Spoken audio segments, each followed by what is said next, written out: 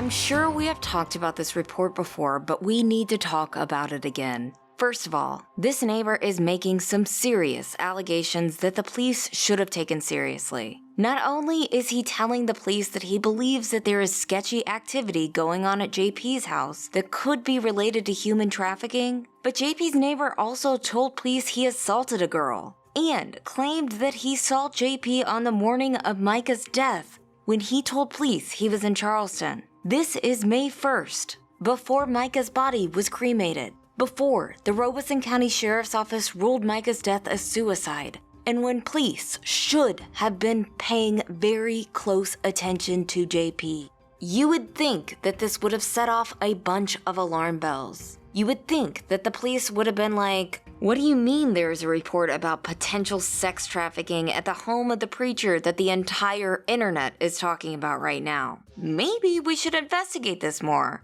Or maybe pass it on to the jurisdiction investigating Mica's death?" The report and 911 call mentioned at least 2 other potential witnesses to this scenario. So you would think that they would maybe at least ask them if this is true.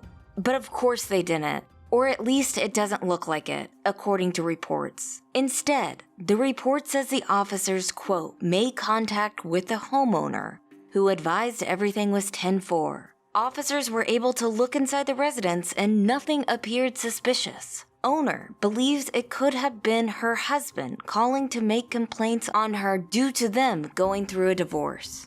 This is such a frustrating report as it references a female homeowner. The actual female homeowner was Mica, and she was dead.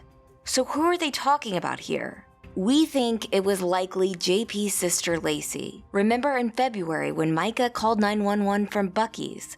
She said that Lacey had been staying with him, and she also said she didn't trust Lacey further than she could throw her. We question the amount of investigating that the police did in the house if they didn't even realize that the woman that they were talking to wasn't one of the homeowners and that the homeowner was actually dead, like the neighbor said. And the bigger question, did Horry County relay any of this information to the Robeson County Sheriff's Office? Because we know Robeson County found information during their investigation into Mica's death that made them alert the FBI. And we also know that human trafficking is right in the FBI's wheelhouse. As we continue to ask ourselves what the FBI was looking for when they sent over 24 agents and a U.S. attorney to search JP Miller's house, we keep thinking about this report.